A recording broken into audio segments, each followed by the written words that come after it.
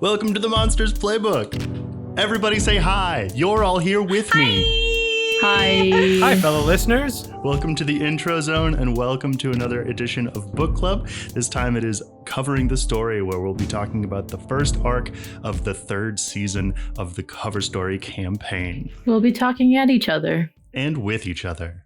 So the way this one's going to work is we have all prepared questions for ourselves and each other. We're going to go... Wait, we did? Arc by arc. We're going to go mystery by mystery.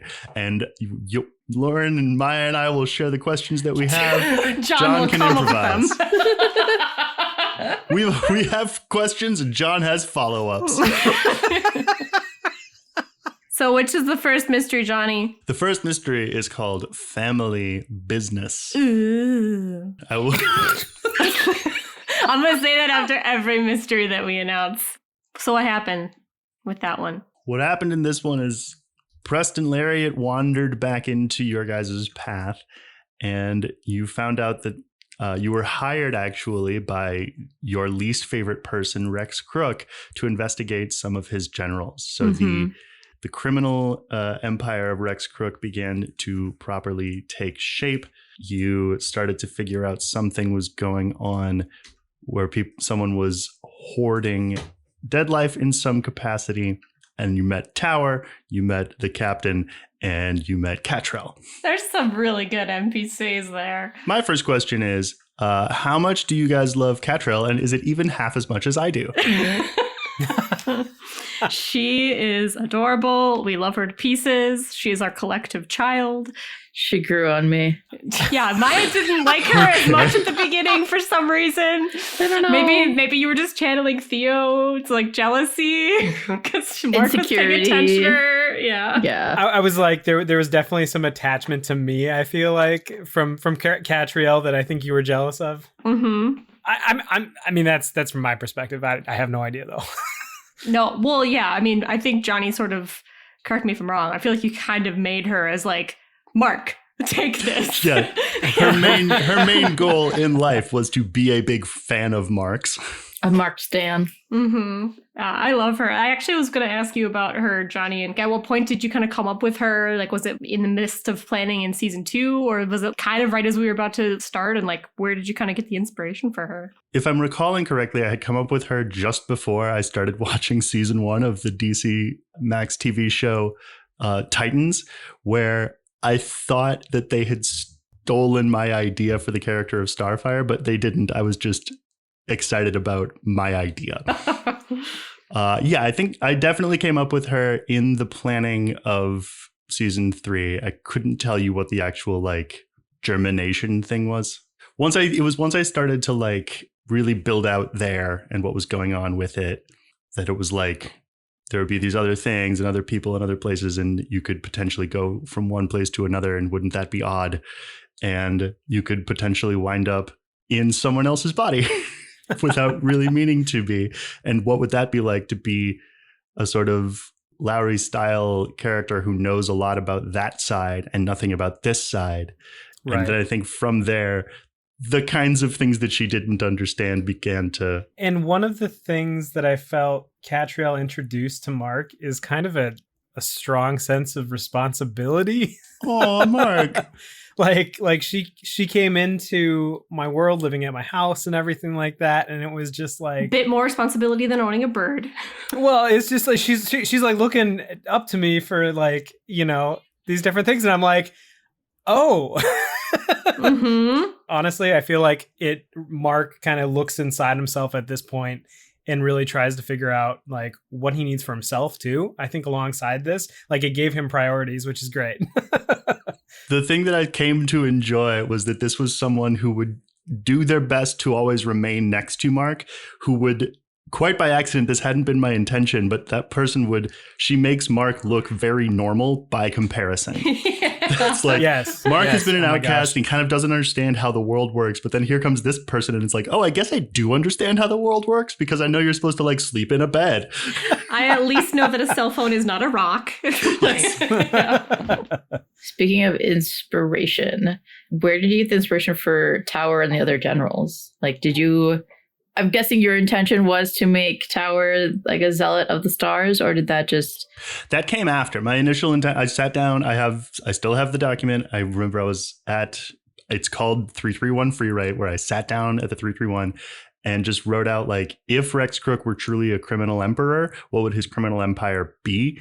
And then just kind of listed the kinds of crimes and rackets that you could have, and then made up a person who would run each of them. And they were all prepared, and I was ready to have you talk to any of them. But any of them that like you were like wished that we would have encountered? I was going to ask, which one did you really not want us to talk to? Like, please, dear God, don't go to this person. let me see. Because it was what, Phillips, Garrick, Olsen, Tower. And Okay, you're just more. showing off now. The captain. And the captain, yeah. So we met two, sort of three, because there was it, who was the drug guy? Was it Garrick? Or? That I think was Phillips. Garrick was the guns. I think I was least looking forward to you meeting Olsen. I was prepared for you to meet any of them, but Olsen, because that would have been the prostitution one, which would have been uncomfortable. Yeah, That would have been that would have weird. been a different direction for sure. Yeah. Are any of these individuals that you created, did they any of them surprise you after you took their form, basically? The captain, for sure. I think like, yeah, his sort of comparative genteelness really took me by surprise. The way that he wound up getting performed by me. I love the idea of him as kind of like, well, I'm really only technically a criminal, and all of the other crime bosses They're the real talk about bad him like guys. that. Yeah. Yeah. He's just a Oh, big you mean criminal. the businessman? Yeah. The only thing he's going to kill is a bottle of red wine. So speaking of prostitution, Oh boy. I promise it connects. There were some pretty like heavy subject matter things that we kind of were introduced, especially early in season 3 with, what was Catrell, like what was really going on with her, with like her bandages and stuff. And also like there was like the drug den that we came upon.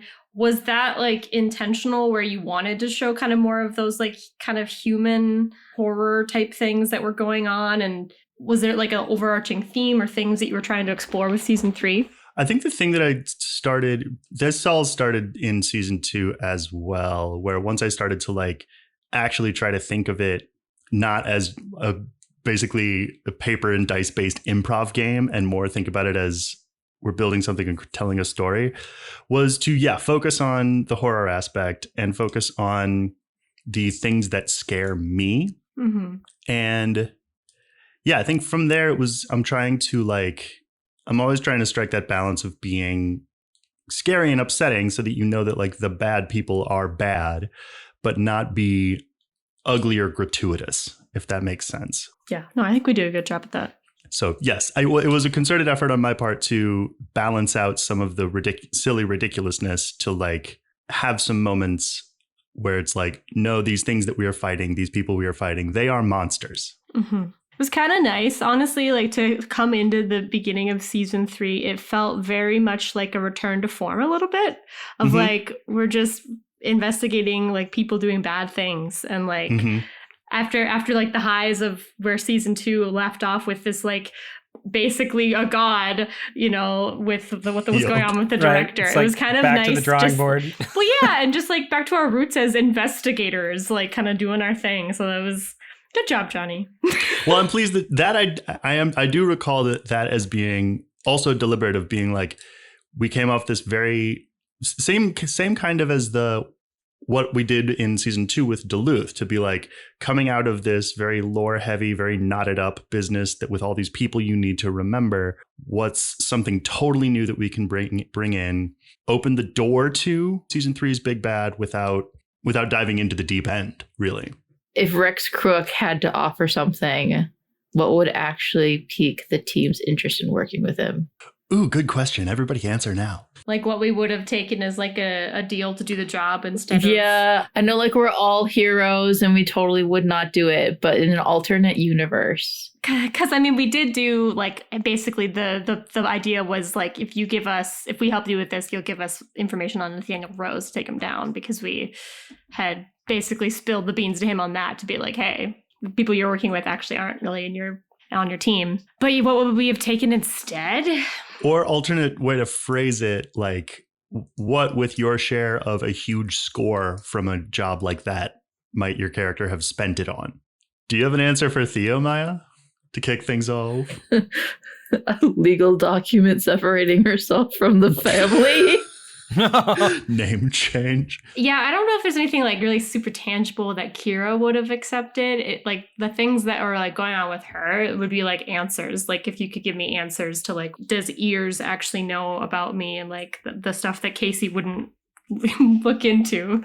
Yeah, So, I feel like it's not like materialistic stuff. It's just, yeah. it'd be answers probably on her past that she's has been trying to fill in for forever. But if it was like, so if she got money, like in a payout of some sort, I think she'd like renovate her house and do like a proper like book, like library upstairs in her house. Would she renovate the house or Dawnbreak? Oh, well, definitely Dawnbreak, because I was already in progress. But like, yeah, if it was just like a personal thing, then it probably would have been her house. But she probably would have done something for Dawnbreak for sure.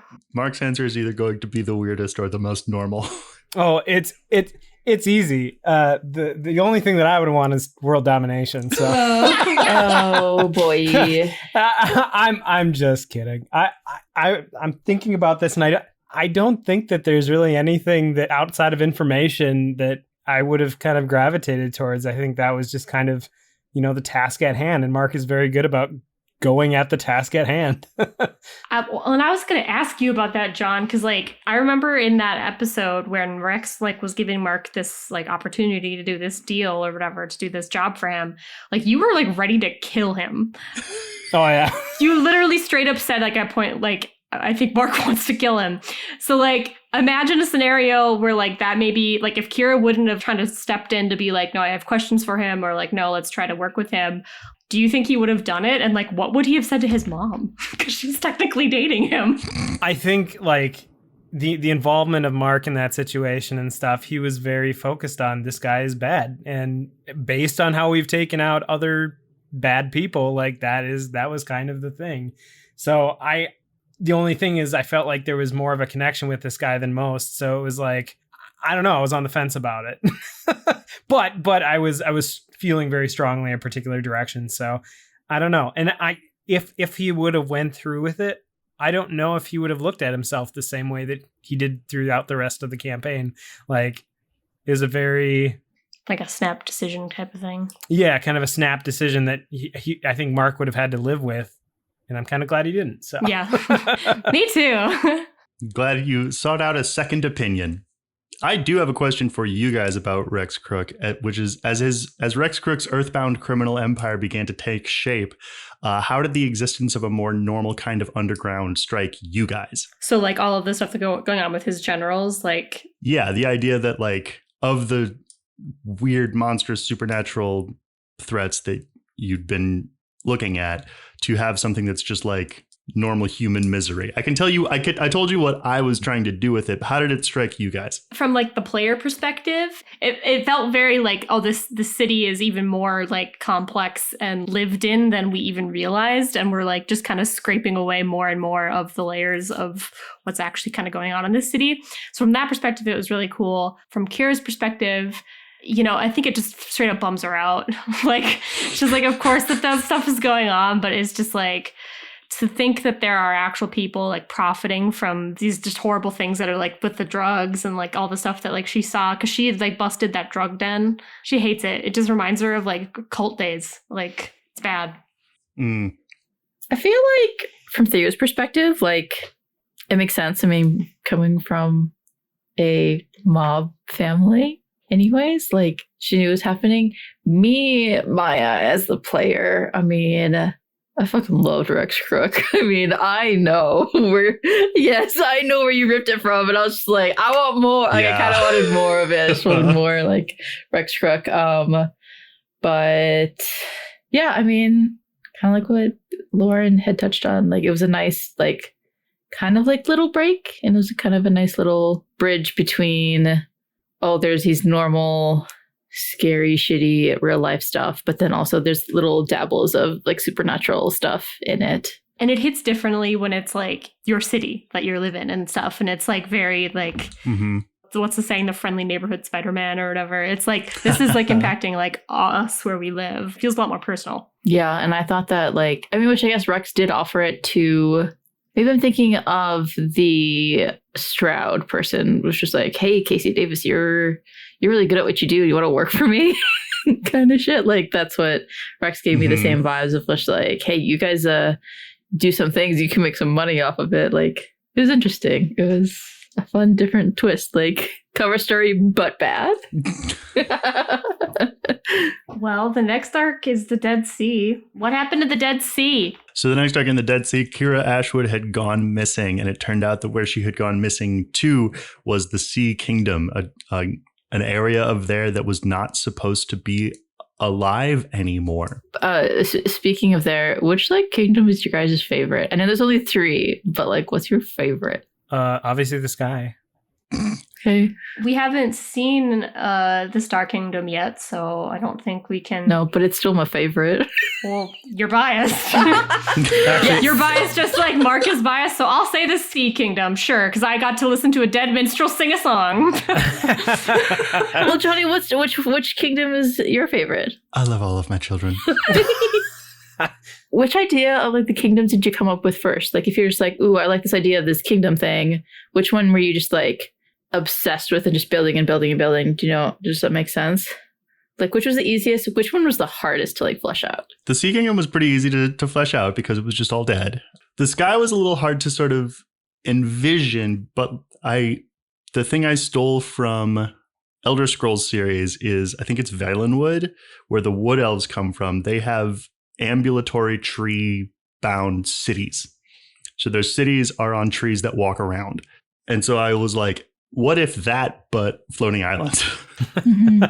So that one in my head seems the coolest because it's the most like stuff from Super Nintendo era video games. The floating island that Knuckles the Echidna lives on, and the floating city of Zale from Luna the Silver Star. I just think of Dragon Ball Z with, was it Master Roshi? No. Who's up in the sky? Kai? King Kai? Yeah. He had a Yes, whole planet. He had a little teeny planet. Okay. Yep, that's what I think I'm remembering. It's been so long. But yeah, that's where my head went to when I thought of that. Yep, absolutely. Lots of sky vibes with the Nimbus cloud and all that business. The stars, I think, I'm pleased that it took you the longest to go there. We haven't gone there yet. You have not gone there because I like the way that it shakes out where him and his kingdom and his history are all sort of known only by vague reputation and spoken of in whispers. I had content that like I could drop crumbs about, but the fact that it was all very like, why should I tell you, made everything worse. I hope. Out of a percentage wise, how much about the kingdoms don't we know that you wrote down? Why on earth would I answer that? Yeah. We're like a third through season 3. I mean, there's a bunch. I've got stuff that wound up not mattering, that may or may not matter to the story of the cover story, but still felt fun to me in my heart. We've talked a good deal about some of the other things about there, that like the sea, the sky, and stars, they represent past, present, and future, and like the sort of that archetypical way of building things. I had a lot of fun with it. Didn't we have? I keep wanting to call him the headless horseman, but what the hell is this? The charming coachman? Charming coachman, Jesus. Wasn't that at a point where he got us in there, or which kingdom was that? I thought that was the sky, or the sea kingdom and the sea. He's gotten us into the sea, into there twice, right? Where we like had to deal with him. The first time was when Mark gave up his wings. That was back in season 2. And then this time we got passageway because of Preston Lariat's connection to the charming coachman with his family, which we still don't totally know all of the details. Can you give us? Have you shared this before? Like, what's the deal with like their connection? Yeah, that was another thing. He does come back, and you learn, I think, a few more things about his connection to the Lariat clan. Okay. So I don't want to go too far into it just yet, but suffice it to say, I do have his backstory. It is based on something, but I don't want to talk about it just yet. Well, would you be willing to talk about the song that you created for Roger Sands to sing? That was actually my first question for this arc was Roger Sand, huh? Oh my God. But honestly, like where did the song come from? Because like I think it's one of my favorites. We sang it when we were in Joshua Tree. That's my second question. Remember when we sang that song into the desert night at Joshua Tree? I really tricked you guys into liking stuff, didn't I? No, the song was really cool. I think once the different like spaces, and that honestly was the kind of thing where I was like, I have this backstory. I think it's cool. How do I tell you guys about it? Because once the like... How do I do a huge lore dump without just saying a lore dump? Yeah. Once the kings themselves and their relationships to each other took shape, it was like, oh, they would all have problems with each other. And then this realm, you know, in the way that like a fairy realm would have, you know, all these different people jockeying for power, and like, how would you run a government like that? And what would the different territorial battles kind of look like? And then it became this thing where, what if a big part of this other realm was broken? And why would that happen? And then, yeah, from there it was like, I just fucking love creation myths as a concept, and like the kinds of things that the stories that people tell themselves and each other. And then this idea of like, if you took an actual history and then wrote it down and made it seem like myth. I don't know. I had a lot of fun with that. And also I was trying to base it on like folk songs, and specifically the Wreck of the Edmund Fitzgerald.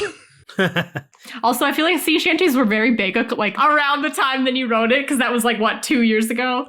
Sea shanties were having a moment. At least I was very deep into Sea of Thieves at the time, which I think we started playing Sea of Thieves recently, and you guys were like, "Holy shit, Jonny, you have like a high ass level." And I was like, "Yeah." 2021 was a dark time. No, we have to get like a remastered version at some point where we got a hurdy-gurdy in the background. Oh, you're damn right. Yeah. Yes. Lauren, you mentioned that this mystery had a lot of like lore dump, which like. Would you agree, Jonny? Like there was a lot of lore that was dropped in this. Yep, for sure. I was going to say, was this Mark's brother introduced? Oh, yes. Around this point too? Yeah, it has one of my favorite scenes of Hannah, Lowry, and Theo playing I Spy, or trying to play I Spy. Oh my God. Lowry just not having it. I have a question kind of related to the lore stuff, because I'm always curious, Jonny, like how much of it did you have planned versus like did you come up with like on the spot? Because there was a lot of questions that like Anna was asking Lowry, where it was like, well, like how did that happen? And like what a blah, blah, blah. And like how many of those answers did you have prepared, and how many of them were like, I don't fucking know, I'm coming up with it right now? I sort of got to cheat there because it was such a like sort of mythological type situation. And because I think there was so much power involved, I really liked the idea that there's a general disagreement on like what happened. I was gonna say like the actual history, where it's like you might not know which side of history you're hearing, or like which is the actual real what happened. Yeah, that came out really well. Nobody kind of knows, or so disputed. That was my hope, because otherwise it would be very confusing, because it's like you've got these different versions of things, and some of it's a lie, and or was it a lie, or did Jonny just forget about it? But like we've talked about this ad nauseum with this game. The thing that this game really rewards in that way is backstory development. So if you're a aspiring GM, or if you're a player of D&D and all you want to do is come up with character backstory, start running Monster of the Week games, because you come up with the backstory and that just becomes the answers to questions. And then you play the game and people ask questions and people try stuff. And because you've done all this dumbass thinking with your stupid brain, a lot of that stuff I did just have the answer to. But the challenge was, what things would he reasonably know? What would he reasonably believe? And would he be right? Yep. What do you think about Lowry being in the fray, Mark? Yeah, your brother. What was it like for Mark to have a brother? That in general was a shock and unexpected. And again, like between Catriel and brother, not that he didn't have a team before, but now he's got his own like little little family and stuff. So it was good, but Mark also didn't know what it meant right away, like what the backstory was and everything. And I don't know. It was a lot to take in. So I think he was just kind of sitting back, observing, trying to figure out what was going on there. Mm-hmm. I feel like you were pretty, not adamant, that's not the right word, but like you were definitely like, you should come back with us. I came to get you kind of type thing. Yeah. Well, and I think, that initial contact that I had with him and stuff, where it was just like, I'll come back for you type of deal. Like Mark felt it upon himself, especially if he was blood, like to come back for him and help him out and everything. And as I recall, like, was he down on himself? Like, oh, I'd never be like on the same tier as you type of thing, like always looking up. I felt like it was my job to kind of like build him up a little bit too. Well, he said that like he wasn't a prince. You were a prince. So you might have been thinking of that. I think that's kind of what I was thinking of. And it was just one of those things. Like, I felt like, no, I shouldn't be in that role. Like that's not a Mark role. Like, and it was like, stop bowing down to me, stop doing all this stuff. Like, just be a normal dude. You can help out the same way I help out. Like, just be a normal dude from there. Be a normal person like Mark Clayton.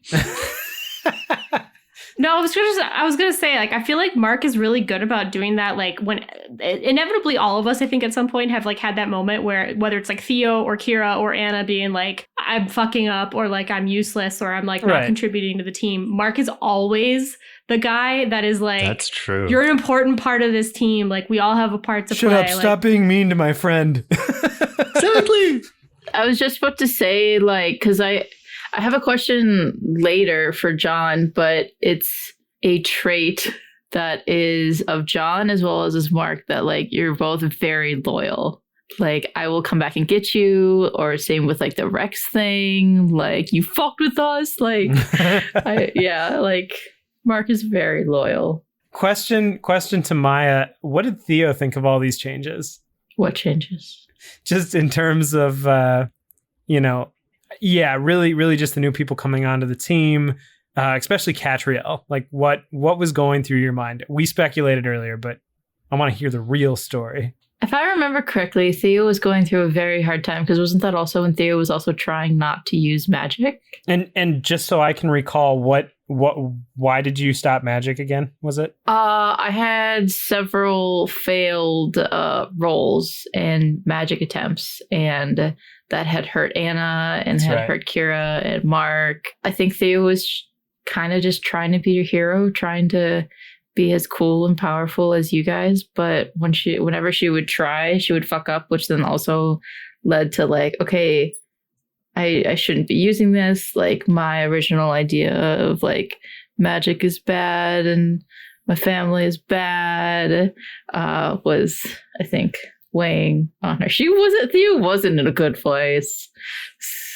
We love a strong character's complicated relationship with their own power. Yeah, Theo, with the changes, it was very like, there are a lot of changes. There was a lot of, who the fuck am I? What the hell can I do? And lots of insecurities during that. One of my favorite conversations between Theo and Anna is when Anna's like trying to like ask her, like kind of probing, like, why aren't you using magic? And you kind of are like, well, because magic hurts people. And I like pick up my gun and I'm like, so do these. It's like, and I think I'd do some stupid analogy of like Michael Jordan trying to be trying to be a baseball player. That was really something. Do you know about Michael Jordan? Where are you going with this? No, so my question for Miah was going to be, because I think we start to see it really happening in this arc, where Theo and Anna seem like they're kind of becoming a very buddy-buddy. So I just want to know like what your thoughts are on like their friendship and how it's been developing and how it might be different from Kira. Theo and Anna's friendship is, I feel like it's like kind of like a friend, but then at the same time also it's like cool, crazy aunt vibes. Yeah. Because like I'll take it. they're not on the same level. Anna, although of this world, is new to this world, but like has this like kind of like older mentality, and Theo has young, short energy. There are times where like, yeah, Anna is fun and like breaks the ice and the tension. But then there's also like little moments where Anna just like has to give, I think, Theo like a kick in the butt. Whereas with Kira, I don't want to call Kira like the mom, but like, She's the mom friend. It's fine. yeah, but like Theo would never Theo would never compare Kira to her mom. She would compare Kira to her older sister, Selena. Mm-hmm. If Anna and Kira both said to Theo, like, oh, I'm disappointed in you, Anna would be coming from like a friend kind of vibe, whereas Kira would come from like a family kind of vibe, and it would hurt. Yeah. Okay, thanks. Yeah, I mean, Anna, having been basically born to be a big sis, I think you really leaned in nicely to that big sis energy, even and especially as she became as she came out and was this very, not hedonistic, but more like, whoa, I'm here to have fun kind yeah. of stuff of like, I'm out there to do this and you should come too. I'm going to be that kind of big sis that's like, no, let's sneak in the back of this bar, versus the kind of big sis that's going to be like, did you do your homework? But no, I'm glad you said that though, Jonny, about like, that Anna is, that there's been like, her kind of the way that she grew up, it was like, I'm going to be protective and whatever. It's been interesting for me, like watching that kind of progress with Theo, because previously she was very, singularly focused on protecting Kira.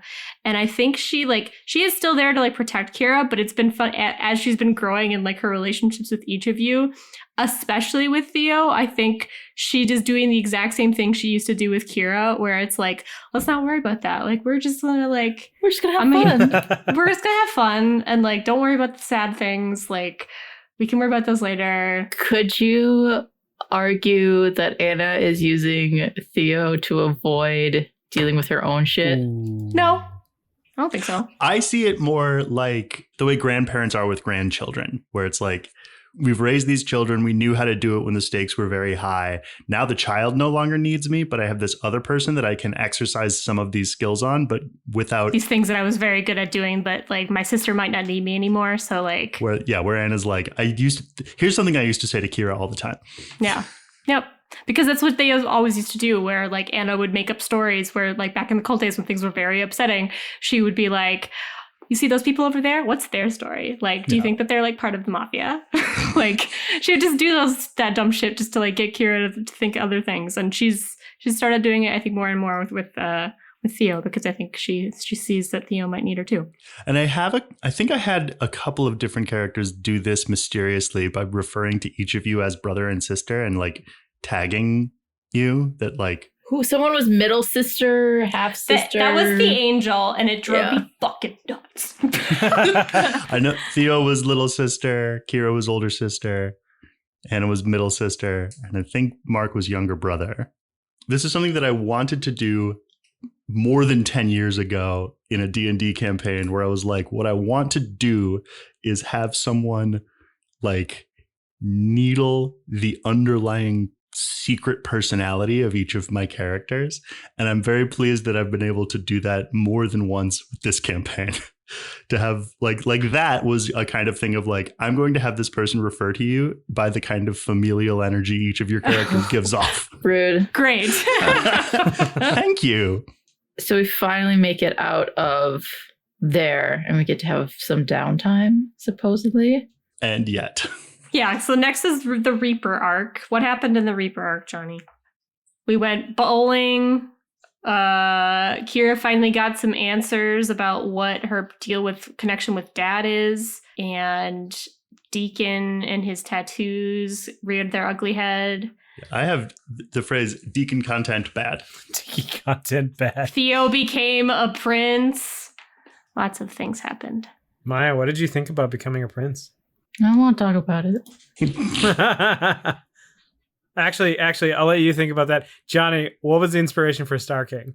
I'm trying to remember if there was a person or a character, because the way that Ro talked was taken from something that was like the way that if you've played Assassin's Creed Brotherhood, or no, it's in the second one. It's in Assassin's Creed 2, when you are going and finding the like hidden secrets that Subject 16 has sent to you. What happens in the game is that you're like put into this machine that like accesses your body's like genetic memory. So you're living the lives of your ancestors and you're going back in time. What happens to him is through what they call the bleeding effect.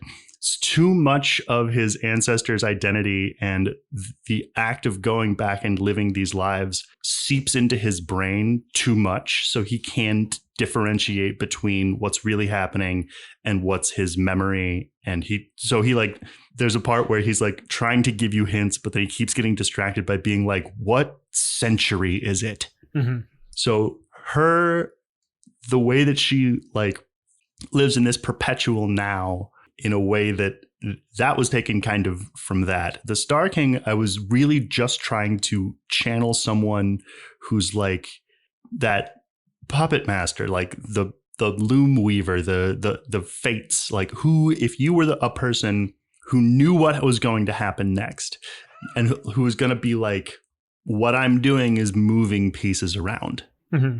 What would that look and sound like? That's interesting. How does Theo view the Star King? Why did she decide to become his prince? And how has it been going so far? In Theo's point of view, she has someone that potentially thinks that she is capable and powerful, and has somebody who will maybe or has been looking after her.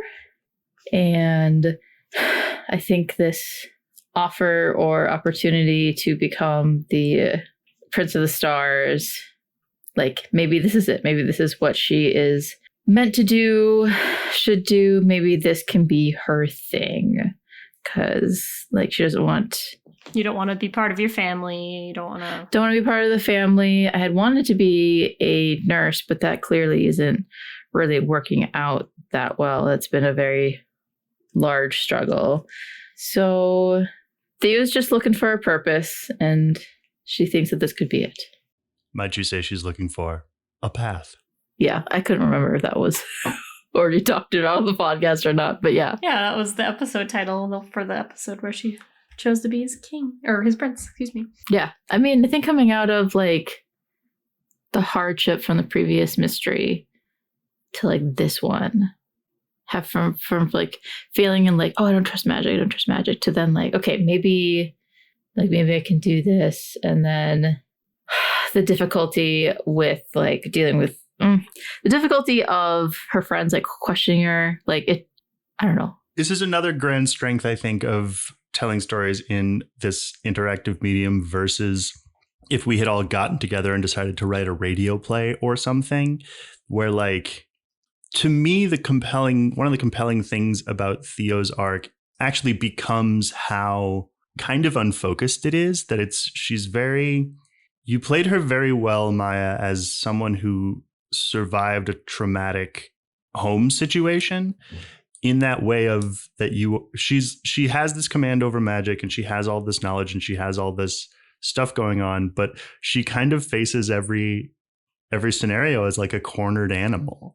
That like she's reacting to what's going on. She's trying to get into whatever is going to be the better position for right now. And the kind of long-term planning that would otherwise have gone into like, what should we do for this character's arc? I think it's just not there for her. It's not something that she's equipped to do. Like you mentioned, that she thought that she was going to build this path of being a nurse and that can be my thing that I can do. But then it keeps not working. So then what? Fine. Earth, tell me what to do. Yeah, Theo is somewhere between the child and teenage version of me. Like Casey is definitely the teenage version of me that's just like, fuck you, I'm gonna do whatever the hell I want. And Theo's just like, I mean, kind of what Jonny had said, like the cornered child of just like wanting to blend in, wanting to just be okay, and nothing has been okay. I can't remember if you had already decided this, but I will not explain or justify myself, nor will I accept questions, but Theo is a Pisces. She's a Libra, technically. She's a Libra. I don't buy it. I think somebody's lying. We like having a path to follow. All right, guys. How did I burn my hair off? Or wait, was it my eyebrows? I don't even remember now. So what happened was, so we had a fight against Theo's brother, and during the fight, something bad happened where I think you went blind for a little bit. And I, Lauren, did not hear Jonny say that Ramsey had cured you of the blindness, but that you were still injured. So like Ramsey was like, let's go back to the shop and like, we'll take care of you. Yep. And like Anna comes over and, you know, she's in apprentice mode and she's like, oh, well, I can help. And Ramsey thought it would be a good idea, or Lincoln, I can't remember which one. Oh, yeah, because I had some like ailment that I needed fixing. Yeah, it was like your hand or your shoulder or something was Busted. messed up. Yeah. I was like, yeah, I'll do it. And then they decided they were going to give me a pop quiz to try to figure out how to do it myself. So I really blame Lincoln Ramsey. And I was like, I trust you. And yeah, basically, like, Ramsey said something like, apply it. And I was like, okay, thinking you were still blind. Yeah. And so I was like, okay, how would I apply this? Well, you know, that might make sense to put it on like eyeshadow. Like, because where else would you put like a topical thing for like injured eyes? That makes sense, on the eyelids. Yep. Not thinking that it was going to be like you had icy hot on your face. And then immediately, like, I think you like burned off your eyebrow. Like, you couldn't see again. And then, so I blinded you again. and then I think you were like freaking out and like you were trying to like get rid of it. And it like, yeah, your eyebrows went. Eyebrows came off. And then you were like, it looks horrible. I'm just going to get rid of the whole hair. And then you got rid of all of your hair. That was your choice. I was very bald for a little while. So that's what happened, and it is probably one of my favorite, funniest moments of the whole fight, because it only happened because I was not listening, and I did not hear Ramsey say that they cured you of your eyesight. It wasn't even a failed roll this time. It was perfect. It was perfect. They make a very good comedic duo. I think like the funniest shit that's happened has been like with Mark usually.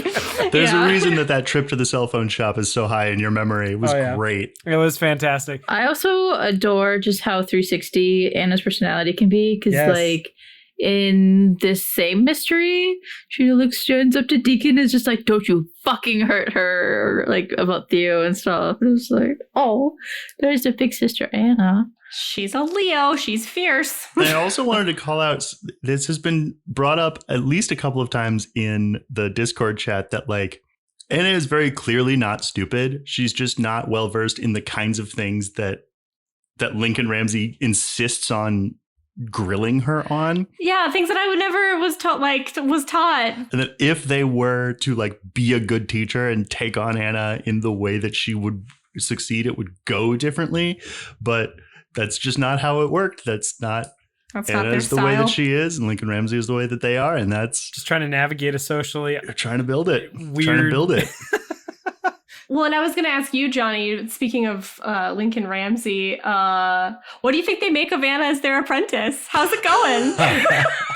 I can tell you that as from a keeper's perspective, playing that character, running Anna as an apprentice, I really enjoyed them being exasperated. So I think that's probably why they actually wound up going in the direction of putting you in positions where you were doomed to fail. Because just like Jonny. it was a more interesting dynamic for me to have them be like, oh my God, why did I? Well, and it fits too. Like, yeah. But also like as it goes on and we get to learn more about Ramsey Lincoln, I think that even though they appear to be about the same age as you, they're definitely not. And it is that thing of like, this is the first time they've tried to teach someone in a very long time. Mm-hmm. Maybe the first time they've had like a personal relationship beyond proprietor and customer. Like Ramsay Lincoln comes, as I've mentioned before, from the Invisible Family book, where their role is very limited because it's just they're a side character in a book that I was writing front to back in 30 days. But that relationship, I'm realizing now that I don't think I did this on purpose, but that relationship template of shopkeeper to customer, they got very good at that and bad at everything else. So once they started having to like help you out and come with you on missions, they were like not good at it. Which is kind of like a similar like Anna vibe. Like Anna didn't grow up with all those like customs and etc.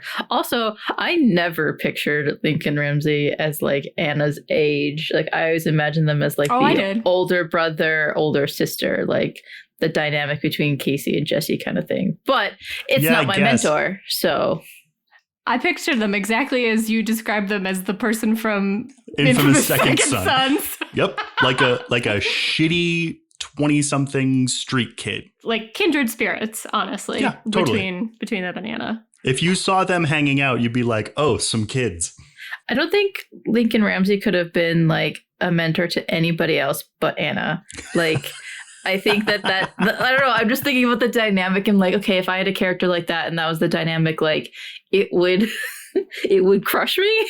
Like I would feel so like unwanted and just like a massive failure. But like Anna, and it probably speaks to you too, Lauren, but have a thick skin. That doesn't mean that Anna doesn't feel like that. No, but like you have a thick skin and she doesn't show it. I will say that when Lauren came to me and said that she wanted a mentor and for it to be Ramsay Lincoln, I was like, that's a 1-2 punch of surprises. I would not have expected. I was going to ask if you thought if you were surprised by that change and how I mean, I personally think it was the best decision I've ever made. I agree. I thought it was the most interesting thing you could have possibly done with that character because you had, by that point, solidified her as being kind of a dope, like a bruiser, like. Then for you to be like, I want to take this person with -2 sharp and I want them to start being a student. Like, very, very cool. And then when you were like, and the person who will teach them is this person, I was like, I don't know how that's going to work, but it's gonna. It's my favorite decision I've ever made. And I think like, I'm just so proud of Anna. Like she's starting, like she's got more room to grow, but like her growth is so much different from the rest of you guys because you guys are fucking princes and Kira's like a fucking like got a demigod inside of her. Anna just has a job. And she's just trying to learn how to do her job well and how to learn magic. It's just a very different progression. I have 2 more questions about this arc. One was about, we learned some new things about Rex and his potential, where he came from and what he's maybe here to do. How did that feel to have something approaching an actual humanizing interest for him in the form of like the things you found and the photograph and the idea that maybe he's here to do something that isn't crime? Oh, I fucking loved it. I wanted more Rex. I just wanted more Rex when we were busy doing other shit. I know you wanted more Rex, and we all know why. Yes. No, I feel like it was very interesting to kind of, because I don't know if we've got all the answers yet, but it seems to imply that he's probably maybe from a different time. Yeah. Based on the watch that we had found that was attuned to, I think, a different time or something like that from the future. I feel like it softened him too a little bit. It really softened him and is a good reminder that like behind a lot of these people that we're fighting, they are humans at the end of the day and everybody has different, objectives and things going on. I think Kira doesn't want to think about it. Yeah. Yeah. I think it's easier for her to just see him as a bad guy. Yeah, I feel that. She doesn't want to think that, but she recognizes it. And she even has a move where like that specifically is her thing, is because it's like monster empathy is her move that she's got. And so she's like, yes. God damn it. I don't want to think of him as a person. It makes him harder to kill. Because how many times has she like tried to like redeem people in the past? She's redeemed Donovan and like did with Vanya most recently, doing that with Vanya.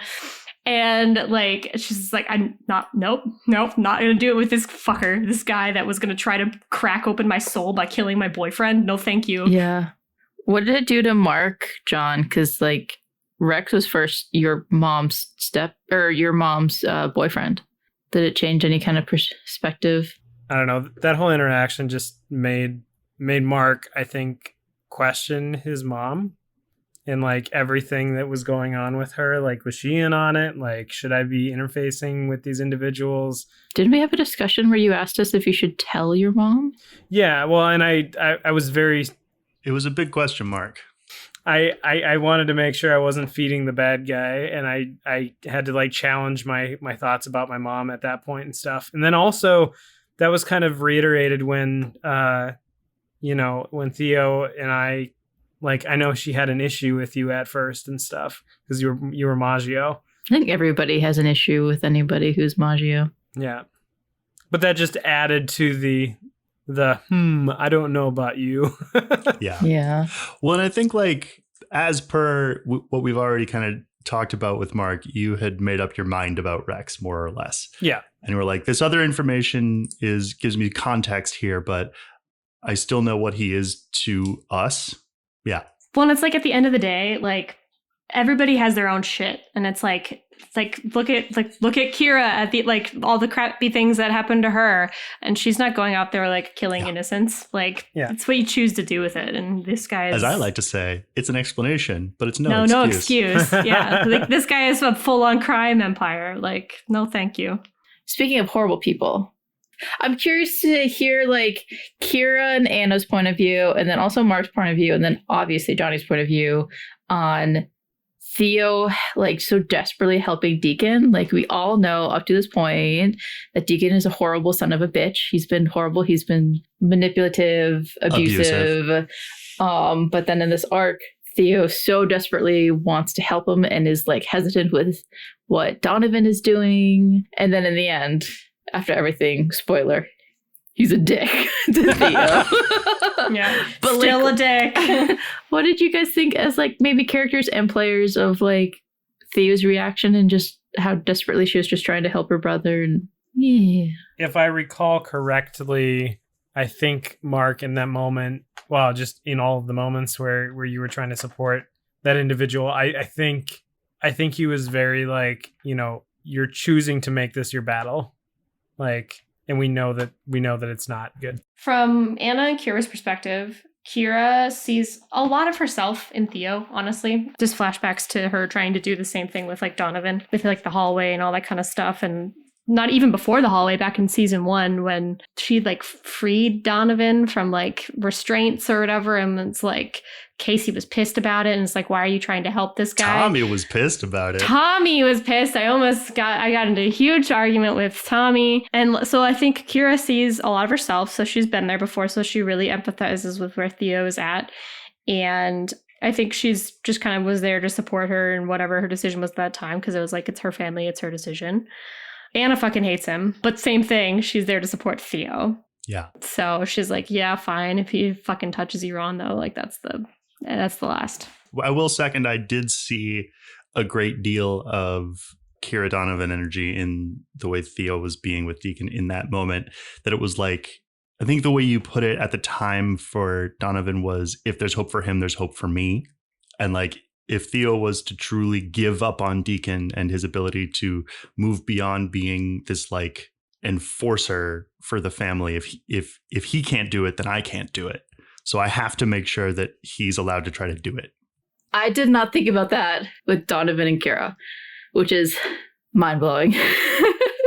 It's literally what Kira says to Tommy in both the session at the time and in the fic that we wrote about it. That was like, I guess I felt like if there's no hope for him, then there's no hope for me. But if he can be something more than a monster, then so can I. So was it more about you were doing it for yourself than it was for that individual or whatever? I have my analysis. I have mine, but I want to hear what Miah has to say. Can I say talk first and then I want to hear your analysis? Yeah. Yes, talk first. I think with Deacon, Theo's like, oh, well, if I do this thing for him, hoping it'll impact him, change him, this is what I want. So I will do it to him and hope that they will do it back. And like one of my notes in my notebook here is like, I want that Theo is ashamed of where she comes from. And like, she's always been put down of like who she is. So I think it's just a constant hoping of like, I hope this person will change. I hope this person will redeem themselves to me. A lot of what you were saying was exactly what I was thinking. And I think it's also like you see Deacon, he's part of the same system that you're part of is part as a son of the Maggio family. And it's like maybe he's only this way because of whatever. And if I show him that like I can kind of be there, like I'm not the same as them, maybe it'll help him change. That is exactly what I was going to say. That if I were writing the novelization of this, it would be that in that moment when he explained why and how he came to have those tattoos in the first place, that Theo would have seen that, oh, everything about him only exists as a reaction to this family that we are both from, the same way it does with me. He's just as much of a victim. He just got sharpened instead of hammered down. I think Theo had those thoughts, except for the like, same as me. It was like, oh, like my poor brother. Like it wasn't about Theo at all. And yeah. So I had another question here about. So Mark, you kind of touched on this a little bit earlier, with having Catrell sort of in your life. How do you feel about having Catrell living with you? How are you adjusting to basically having a child thrust upon you? This responsibility that you talked about. How do you think he's handling it? what made Mark think that he should bring Catrell to the first date with him and Theo? Mark Clayton, dad vibes? Well, I'll start with Lauren's question. I think that Mark was like, I mean, honestly, it's like finding a lost cat and then coming home and sitting and looking at it like, what do you need? I love that analogy. That's oh my God, evocative John. as hell. Hey, that's my husband. It's like, I know that you need help and I really want to help you, but I don't know how. Let's talk about it. And the cat is just looking up at you like, what? Tall food cat? Why does the rock that say ding go off so much? I don't know. It was very fresh for Mark, I think, like in terms of like, you know, he's been doing the routine forever of like following his friends, trying to figure out what he's doing in life. And suddenly he's at the top of the list in terms of knowing what's going on. And he just doesn't know how to react. Yeah. So, but I think through that, he definitely gets bold in some areas and he's like, oh yeah, just like blah, blah, blah, blah, blah. And like starting to kind of take a little bit of like charge in that situation or authority. And I think it's a new world that he's exploring and not necessarily having fun with, but more just like it's in a positive person building. He gets to try out some of the stuff he's been learning his whole life with this person as far as, you know, you suddenly have become an expert on how to do people things. Right. Basically. In comparison. Yeah, totally. Yeah. It was definitely fun. And especially there's one scene that I keep thinking back to is when Catriel is like, how do you toothpaste? Or oh whatever. my God, yes. And she just puts her head under the sink. Okay, now what? You gotta rinse it. Oh. And Mark's like, all right. And you don't even correct her. I don't You're even just like, correct yep, her. that's right. You do you. Technically, that works. All right, I have one last question for Jonny. So we finally, in this arc, sort of got some answers with Kira as regards to kind of what the connection between her and Dad is and the history with the drum. And more or less that she's basically directly responsible for summoning Ember / what turned into Kira. Mm-hmm. So I'm just really curious, what do you think like Dad's sort of like inner monologue is on that? Like, how does she feel about the whole situation? Like, does she feel a lot of regret? Does she feel guilty at all? I feel like she's pretty closed book, so it's hard to say. I think closed book is the watchword for Dad for sure. But I think like what I like to imagine is a repeated scene in Invisible Family kind of lore of like Mom finding out that Dad had summoned Kira back at the moment when they died and like continuing to bring it up and be like, I think we need to do something about this. And Dad just being like, she's not a threat. Mm-hmm. And like that being her way of not coping, of like kind of letting Kira just live.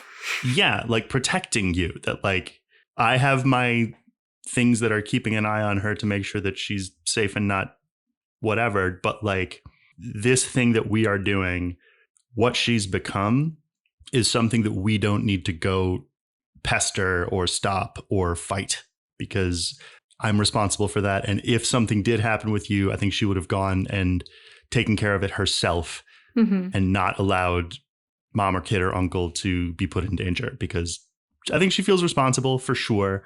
I think she feels, I think she also feels though like the only good thing that she can do for Kira is to leave her free to have whatever kind of a normal life she can. Yeah. I love Dad, but I also love to hate her as well. Not to constantly reference whatever book I'm reading right now, but I'm reading Six of Crows and Kaz Brecker. That's Dad. Yeah. That's Dad. Like, I got all my shit. I'm probably prepared for everything. You're gonna think I'm a fucking psychopath, and maybe I am, or maybe that's just how I can do my job better. 2 questions for Lauren. With Anna, or was Anna still kind of going through trying to do something herself, or like have some type of ownership over what she does outside of Kira, like during that time period, working with just working in the shop and everything like that? Like, I mean, do you feel like you were getting past that at this point, or were you still kind of in the thick of trying to find yourself, your footing? Good question, John. So season 2, I actually really struggled with Anna. There was moments where I was considering retiring her because I was like, I don't know what her story is, and I don't, which is ironic because that was like a fucking thing with her. That was her catchphrase. And I was like, I don't know what her path is. I don't know like what her story is, and like trying to make her distinct from Kira, but like she was playing the protector playbook, and like her whole thing was like trying to keep Kira safe and like protect her. And so I was like, I feel like I need something. And so when we started season 3, I was like, I need something that like is hers and like can be her own unique thing. And that was like one of the reasons why she got that job in the first place. But then I was like, okay, I'm going to take that even further and change my playbook up. And I think I just approached Jonny and I was like, so what do you think about this? It's a custom playbook where I'm an apprentice to Lincoln Ramsey since I'm already working at the magic shop, and kind of have that be like a new kind of growth journey for her. Totally. And I like I said earlier, I think it's the best decision I ever made as regards Anna. I've been enjoying her a lot more in this season. And it's not that I didn't enjoy her before. I just wasn't sure where her story was going. And the last question with that, how did it change, or how did it impact you or Anna when Lowry started? When Lowry came into her head? Yes. It was interesting. Jonny, do we want to tell them about what you wrote in your notes? That one episode when you introduced him? If it was in this arc, then yes, I do. At the end of the Dead Sea arc, when they're trying to escape and they're trying to climb up that tower, or up that big old statue, I think Anna had been kind of needling Lowry like immediately, like kind of getting on his nerves. And I don't know what it was, but Jonny wrote in his notes, "Oh, I am gonna full on romance novel." Yeah, he is romance novel boyfriend in Act 1 when they hate each other. Then when Lowry came around, it was really interesting because so far he's pretty much just been an ass. There have been a couple of moments where he's been very helpful, and like there was an early moment when when she was trying to get like Inako as her familiar, and he helped her through that and helped her sort of envision her like headspace within her mind and like create her own kind of inner world. And that moment really stuck with her because it was the first time that anybody saw her. Yeah, so she's got a soft spot in her heart for him, even though he's an asshole. but I mean, some solid validation came out of that just initial relationship with them with Lowry about just being seen, being heard. For moving on from there, it felt like you were more confident at that point. You had support. I think he even said something about like Lowry said something in that episode where it was like, yes, I recall this. Because I think Anna said something like, I don't know, the real irony is like when I was in Kira's head, like I used to actually make everything kind of in her head, like look at the way that it was and take care of all that stuff. Yep. And he says like, well, how come you haven't done it for yourself? And like, Yep. That hit hard. Yeah, I definitely remember him calling that out in specific and being like, just like what you called out here this evening, John, of like, it seems like everything you have done in your entire existence has been for the benefit of someone else. Mm-hmm. When in your life have you done or had something that was just for you? And it does feel like that seemed to be a concerted effort on Lauren's part to come into this world and find it for Anna. Like, Totally. if she wanted to find something that could be just for her, what would it be? And it would be, I think, fascinatingly, a challenge. What's the hardest thing she can think of to do? I have to learn shit, damn it. I liked this as a final question, even to bring it back to Deacon. I know that the solve that Donovan came up with might have felt in the moment as a little Deus Ex Machina-esque, because I kind of had given you a plan and you didn't want to do it, which really surprised me how much you didn't want to kill Deacon, given how much everyone hates him. Well, he's family. By you, do you mean me? Yes. I kind of had to improvise and come up with something that would do this, and also like to give you a new weakness for the monster, basically. In the moment, how do you feel about the plan, that spell that turned Deacon The time warp. back into his early 20s and the potential fallout? How'd that land? Difficult, because I think literally all the way up to like the very, very, very, very, very end, and still Theo was still questioning, like, is this the right choice? Is this the right choice? Is this the right thing to do? But Theo was having, as you could say, a storm inside of her of like, this guy is my brother and I'm supposed to love him, but he is such an asshole, but I still want to take care of him. What do I do? I think Theo really struggled to take ownership and responsibility, and kind of just wanted to give it to probably give it to Kira to deal with. Like, I don't know. Kira seems to have parentified older sibling. Kira has all the right answers, and yeah, Theo really looks to Kira for like direction and like what is right. I think that probably sort of stems back from the Duluth arc as well. Like, Theo had made some maybe choices, and then also like later Anna too, like with the whole memory stuff. Yeah, because I think there's Theo wants to do good, but then there's that little streak of Nessos in her that she may not choose the right choice in a moral stance. I mean, I guess this is the best outcome. He's not dead, because if he's dead, then there's a whole lot of other consequences. Your age now. Yeah. He lost so much muscle mass. This is a way funnier fallout. That's what's like scary. And I mean, yeah, the fallout of everything Theo. That's why Theo stayed at Lincoln Ramsey's. The next mystery is one of the meanest things I ever did. Yeah. It's called Face to Face, and it's when Casey's cousin Aaron Davis was graphically kidnapped and tested upon by the other worst person in your life, Nathaniel Rose. One of my questions is Jonny. I think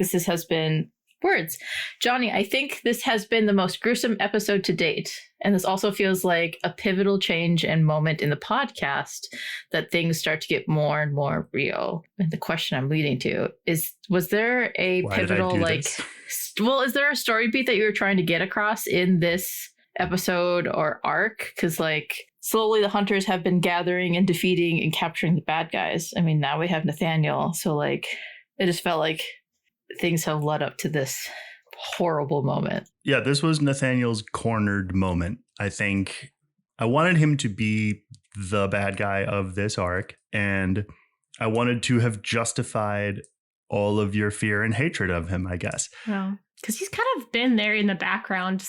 Yeah. Pretty much, like always in the background, but never like front and center. And you'd kind of been, the thing you had asked for from Rex was to cut off his funds, and like you kind of forced him into a corner. And so he sort of went end game, was what I was intending for this. And like the thing that I had mentioned kind of in what I was trying to do with the villains and their plans for this whole season was to make them bad, make them the kinds of things that scared me.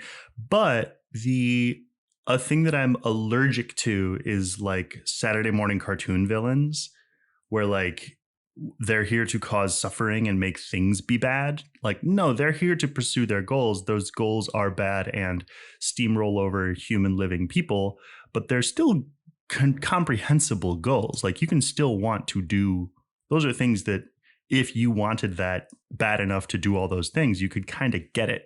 And so his plan being a recreation of the thing that had opened the hallway before made sense in a twisted, ugly, you shouldn't do that kind of, this is the kind of thing that you should stop kind of way. Can you remind us what was his like aspiration? His aspiration, this should also have gone in the explanation of what happened in the episode. Aaron Davis was kidnapped for the use of his machine that could scan and sort of image brains and stuff.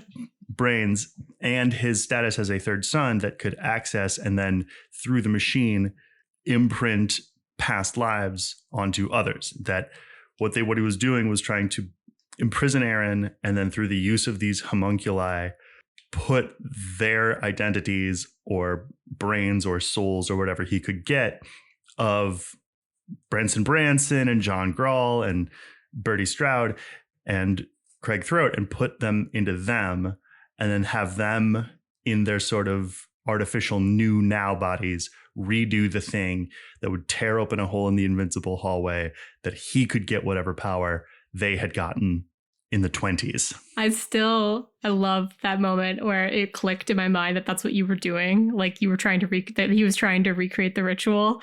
Because when I think Kira did like the cast the bones, and you were like, what was being concealed was they're assembling homunculi, specifically 4 of them. And I was just like, that's a very specific number. Isn't it just? So that gets to my question about this, that this arc had the most season 1 callbacks we've had for a while. Aaron's machine, the 4 kings, eventually Nellie the maid. A retired character comes back. We'll get to her. Are there any other threads or things from season 1 that you maybe missed and hoped might have come back here? I mean, there's threads that I miss, but... Like what? Sarah Flass. I don't know. Season 1 was so good. I wish we had it recorded. It was so much fun. Yeah, Sarah did come back in season 2 briefly, even though she was like sort of dead. A zombie. But yeah, Sarah stuff was great. I mean, I feel like of the main kind of characters that we had from season 1, like those were kind of all of them. One thing that I wish we would have had a little bit more of is maybe some of Kira's stuff with the cult. Fair. But as far as like people that we actually like came across, like, yeah, Nathaniel was a big one. That was like, it was good to get that tied off with a bow, because he was a fucking thorn in our sides for a long time. I was gonna say, like, I think that this mystery was a really good preview into these are the touchstones from season 1. I don't think I would change anything about it, Jonny. I can't think of anything that I'd want to have touched on, because we touched on the manor, we touched on the Strouds, Aaron's device. Yeah, the mystery itself was perfect. Like, what about Trooper Dale? Well, he's been around. He's around. He's retired. Bothering Mark occasionally. But as far as like threats that like have been hinted at or whatever that we just didn't get a ton of, like, that's the only one I can think of, but it wouldn't have made sense in that mystery like at all. I think the mystery itself was perfect. So, which then brings me to my other question here. Even though we kind of technically hadn't been without Casey Davis for that long, but what was it like to have her come back? I remember at the time I wasn't ready to have her come back. Like, I know, so like I was in the process of like grieving not having Casey around, and to like have her back again felt like having to like restart the grieving process again. Like, I was trying to move past her. I was trying to move on to Theo and give Theo the opportunity to have a story, and also give Casey the opportunity to grow like as the director of Doors. But it was nice. It was nice to like, it was nice and really tense. I was going to ask Lauren, like, facing Kira again. Like, did you want to avoid talking as much as I did as Kira and Casey? As far as trying to avoid Casey, I mean, as the characters, I think yes. I think Casey probably wanted to talk to, I think they both wanted to talk to each other, like on their deepest of hearts. But like they weren't ready to talk to each other, specifically Kira. She was not ready to talk to Casey. me as a player really wanted it to happen, because I felt like for the large part of this first act, Kira had been stuck dealing with this unresolved answers to basically her past trauma. And her best friend had what she believed to be answers, and she prevented her from getting them. So she was having a really hard time with that. And so from a play perspective, I was really ready for Casey to come back, because I felt like Kira couldn't move forward until there was some closure there. And so Casey coming back was actually a really good thing, because it helped to move forward that next phase of Kira kind of going through the grieving process of her own past. Mm-hmm. And so getting past that meant kind of actually moving on and letting go of some of that anger and resentment from her past. So ressentiment. Yeah, this was a tough episode of what you did to Aaron, facing Kira, who the fuck Casey is now. Yeah, because I remember trying to work in nods to like what Doors is doing and what Casey's been doing, and trying to face it of like Casey's been learning and trying to grow, but it might not be what the team wants to hear. So that actually is one of my questions that I had for you was, can you talk a little bit about what Casey has been up to since she retired? What actually happened to the director, the previous director, not you? How is dating Nick going? What's the team been up to? Dish girl? I don't remember, correct me if I'm wrong, Jonny. I think you and I have discussed, I don't remember if we did our own little fanfic, that Casey, didn't I kill Eggy? Yeah. Mm-hmm. Yeah, I did a dream dive. That's why, yeah, later in this arc, when Kira is talking to Casey about some information, Casey had done a dream dive to try and get more information on Eggy, and she sees Oscar Hendrickson. Am I doing it wrong? Or No, I just don't want you to call him that. Calling him Eggy. I don't want you to call him Eggy. Evelyn, right? Remember that really threatening villain that we had in season 2? Yeah, his name's Eggy. Eggy. Classic player character behavior. It's like, yeah, the extremely sinister person who did some of the most horrific things imaginable. Oh, you mean Eggy. Butt pants? Anyways, you were saying, what did Casey kill Eggy? What, remind me his name again, Jonny? E. Garrett Goldman.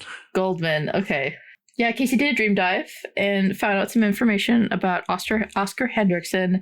And so in the background of being the director, sorting out Doors, trying to figure out what the fuck she's supposed to do, what this organization is supposed to do, essentially restructuring Doors, learning how to be, I don't want to say be a leader, because like Casey is a leader, but in the leader of of the context of an organization. How to be a boss.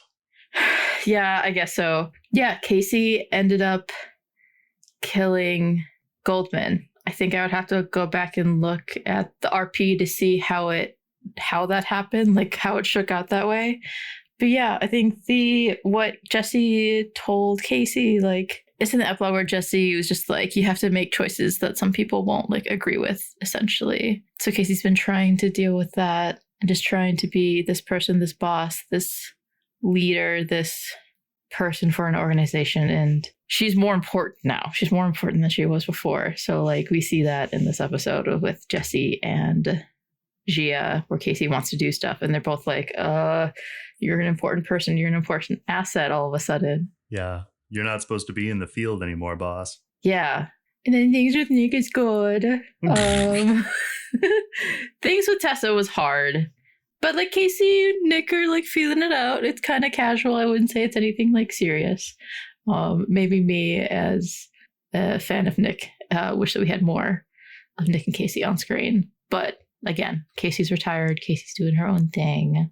I love her to death. I love Nick and Casey to death. Yeah. Did that answer all of your questions? I think I asked like, how's the team? Like, what are they up to? We did talk about what happened with the team offline. Yes. Gia is Casey's like designated security, head of security for like her like bodyguard kind of thing. Jesse's being Jesse. Diego is the head of H&R. R&D. R&D. Fuck me.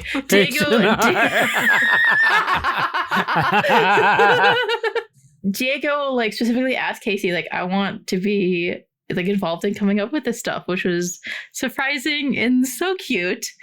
And then Talk, I'm very proud of them. They are running their own team, as we do briefly see in this mystery.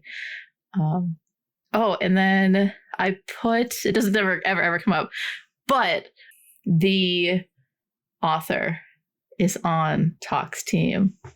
Casey put Talk in charge of keeping an eye on the old author. Casey's former handler.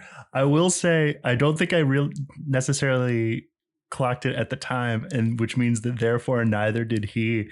But I think Diego might have opted for that job having been inspired by Anna. Oh, what do you mean? Why? Just looking at all of his options and seeing, I can see the thing that is the most natural for me to do. But what's the more interesting, hard thing that I could do? What if I didn't play to my strengths? What if I played to shoring up my weaknesses, or looked at something that I should be better? What do I want to be better at? And go do that. Oh, I didn't know that. That's really sweet. I thought it had something to do with... Yeah, neither did I until this very moment. Woo! I thought it had something to do with like his bionicle, like body parts and stuff. Like, also that, yeah.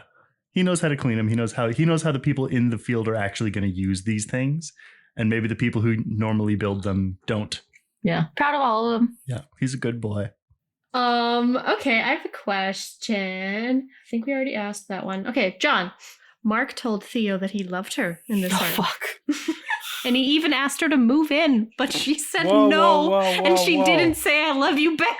Who said anything about this? Does Mark take any of that to heart, or is he just happy to go at whatever pace Theo's at? I think his ability to sweep that under a rug, because he didn't even want to say it right off the bat. Like Jonny made you. Johnny I sure made did. me say it.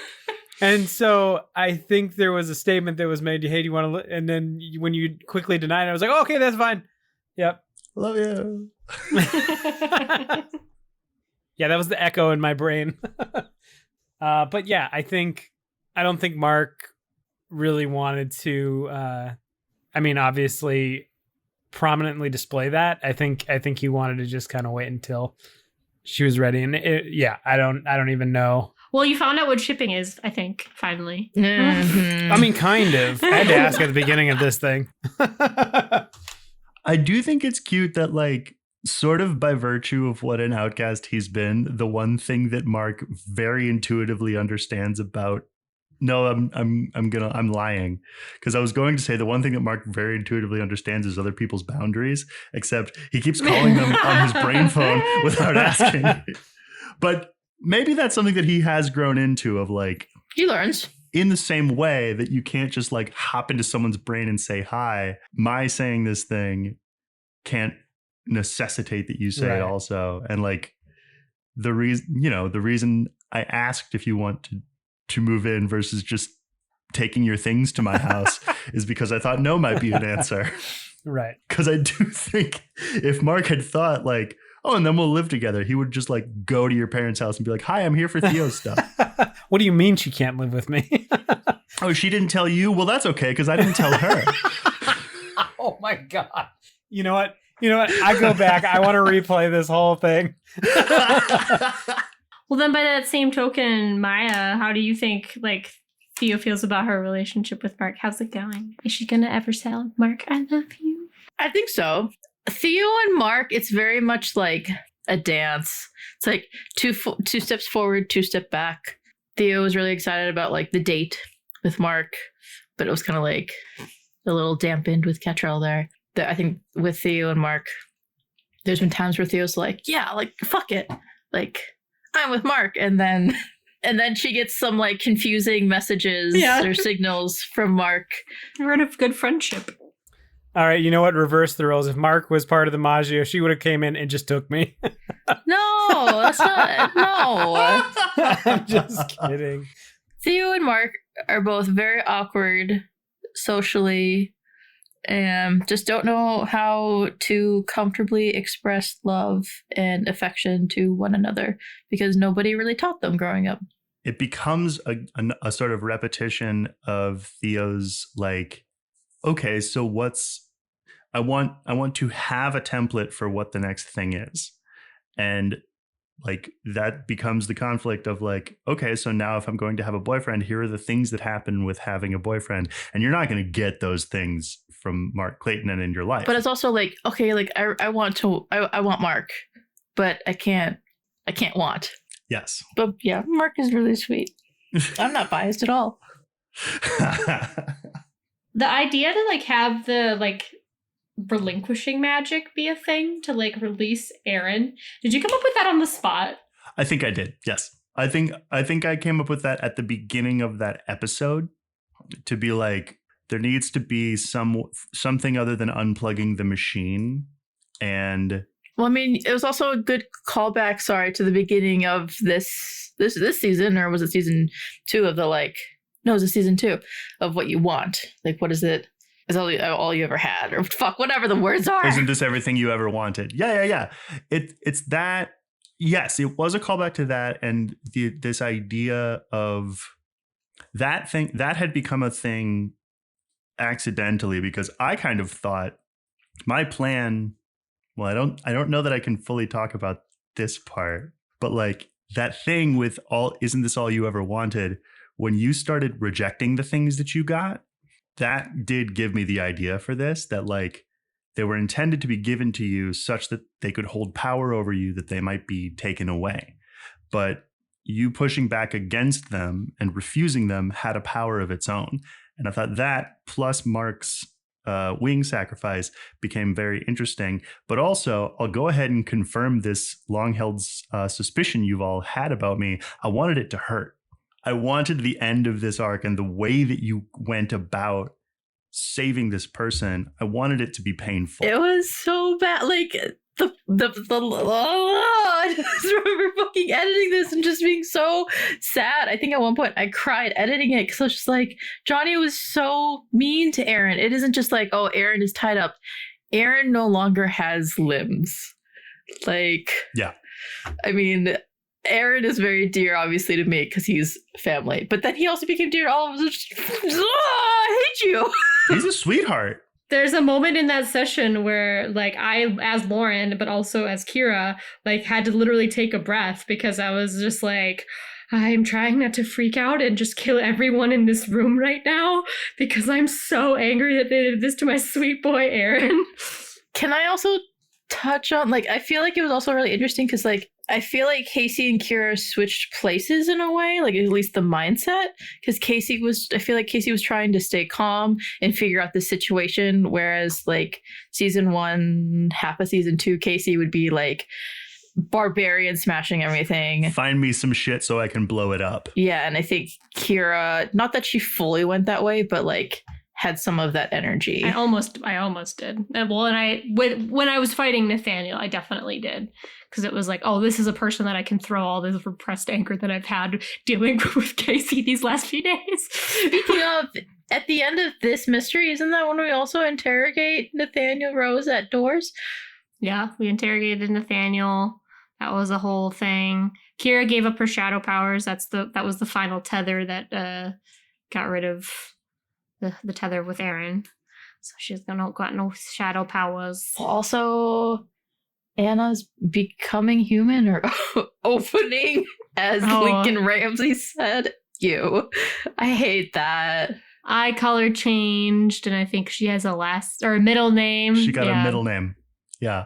This was a crazy mystery, Jonny. And I mean, I know that there's even more. There's even more coming, but like this one, I think was the first one that at least hit me real hard, like in the heart in a while. This was my first question on this arc in my notes here is this the meanest thing I ever did? I think so. Well, I mean, the meanest thing I ever did so far. Yet. But I mean, comparing to like some of the other stuff, this is definitely, if not 1, then probably 2, at least for me, because of the things Casey, I mean, this is just all my fucking fault. The things with Casey and Kira, but then like, Aaron's the sweetest boy. I will go ahead and say that that was deliberate to let you know that the bad guys aren't messing around. They're bad guys. Well, like you said, like, yeah, like the bad guys aren't just monsters, they're humans. Nathaniel's just some dude. I'm just glad that we could make good on the speech at the end of like season 2 where Kira basically like looked right at Nathaniel Rose and was like, "We're gonna come for you." Mm-hmm. Like, goddamn, you deserved it so much. Yeah, and Jonny was not finished with messing with the sweetest boys in our podcast, huh? What the We've still got sweet Jonny? boys. What the So fuck's I'm the gonna mess deal with with the them. next mystery? Kidnapped Gad because I fucking had a luck roll as Kira. So you took my little baby apprentice. This was the second of 2 mysteries in this arc that were the unforeseen result of some shit with Kira, because the whole thing with the Dead Sea was because you followed Tower, which I did not expect you to do, which was dope. Can you? I know this is the latest mystery, but can you remind us about Witchwood real quick? The latest one is the Witchwood, where the twin threats going on were that Gad had gone missing, but Gad had gone missing investigating this odd appearance of bursts of fog throughout the city that eventually became clear that they were intrusions of the Witchwood, an ancient source of arcane power coming back into this world from somewhere else. And that somewhere else was revealed to once again be the Dead Sea, where the worst person you can even imagine, Oscar Henriksen, was using them to some purpose. Yeah, this arc was crazy. Quite. I think the character, the NPC I get most afraid of when they're mad is Kira. And I mean that in the most loving way. Like, Thank you. You know, that's not an NPC. well, character, whatever. I just, when Kira gets mad, like, it means business. Like, When Mark put on the mask. yeah, well, That's different. This is more like the Doctor Who thing when a good man goes to war. Yeah, because Kira was a little feral this A arc, little? this mystery, sorry. because one of her own was taken, and Kira, the way that she knows how to cope is basically just by being hard and just like kind of shutting things down. And both me as Lauren and as Kira were so fucking pissed off when I tried to do my cast the bones and I had just relinquished my shadow powers, so the visions were hazy, and all Jonny said was Gad is being held by the worst person you can even imagine. And I got very upset, but it had probably one of the most like raw game moments that I've ever had. It was very good with Donovan, where I just was so He's not an frustrated. acolyte. It's a very good His scene. name is Gad, and he's a person. Can I ask you, Lauren? Because, like, trying to reflect on it and trying to be in your shoes, I can see where, like, Kira feels like she is responsible for his disappearance, that it's her fault and then her responsibility. Does that connect to Kira because when she was a child and young, like, nobody was there to protect her and care for her? I mean, like, Donovan was there later, but could that have stemmed, like, been a correlation at all for Kira? I think, I mean, that maybe is part of it. I think Kira has unrealistic expectations of herself where she has to be perfect. And I think that comes from her cult days. She was trained to be perfect. That was, I mean, Jonny, you remember like our early RPs where like she was trained to be a weapon. She was trained to be whatever. And like, I think there was Donovan's even nickname for you was my blade. was my blade. And there was even a line of dialogue at one point where it was like, I think I said like, I'm trying or something like that, like as a young Kira, and like Donovan said something like, don't try, be better. And I think that stuck with her, that mentality of be better. And just that it's a need to control and to have things be okay. I think it comes from a very real trauma response. And so I feel like it's just, yeah, it's oh no, the things that I feared that could happen are happening, and that sense of safety that she worked so hard to have is gone, and now it's happening to somebody that she cares about, and she feels that sense of wanting to protect somebody because she was victimized as a kid. She doesn't want to see anybody else get hurt. I hope she learns that she doesn't have to be perfect. Yeah, she's trying. And I think she's got a journey to go through with some of her leadership on that I think will be into Act 2 into Act 3. It will be interesting to see her kind of grow into that a little bit more. On a lighter note, I, for one, was really jazzed to bring in Mark's mom and Mark's mom related content into the story again. Do we feel like we know more about the Sororis Silentium, and are we scared of them or into it? I think we're into it. I love Ruby. They feel like these cool, witchy women in a book club. Yeah. No, I love Ruby. I thought she was great. It was cool to get more of Mark's mom. I don't like Ruby. Yeah, you don't like a lot of I know. A lot of the women that Jonny introduces. What do you think, John? It was your mom. She's great. Sematina. Well, and all of her pets were like so creepy. I was gonna say, like, I think there was a dynamic. I don't know. She was very dynamic in terms of like just the way she came across. She was very animated, very unusual, and I think it created an interesting dynamic with the group. So I also want to talk, Mark. I think I did this deliberately to be rude, was to put your loyalties to your mother against your loyalties to Ro and be like, she wants you to steal a part of the Witchwood. Oh yeah. How was that to like, I think you sort of just waited until someone wasn't looking. Was there any hesitation of like, did it feel like a betrayal, or was it just like, well, that's the job and this is a magical thing and she'll get it? What was Mark's response to being asked to steal his mother's orders power? Yeah, I think Mark was internally struggling, like, what's the higher need in this situation and stuff. And like, I mean, Mark's always trying to find himself and trying to figure out what the right thing to do is. And like, I think he was really stuck in that instance where he was just trying to figure out, like, you know, do I abandon this history that just like keeps unraveling or whatever? Or do I try to do something to uphold that a little bit or something? So like, I don't know. It was a little bit of back and forth, and I just went for it. That's what Mark does. Let's see if this works. Fucking goes for it. Speaking about Ruby, Jonny, because I feel like I remember very distinctly at the start of season 3, you saying like, I'm going to limit the amount of new NPCs. Like I definitely remember you saying like, I'm not going to introduce any new, like any big new things or NPCs, but clearly that was an exception with Ruby. So like, or maybe it was a lie at the beginning of season 1. Or where did that come from? Where did that inspo come from? Because I get like Professor Trelawney vibes from like at the Harry Potter movies with just the huge spectacles and like just crazy kind of like old lady. But once she became young again, I can tell you that the voice I was going for was 100% the voice from the audiobooks of The Witcher that he uses for Triss.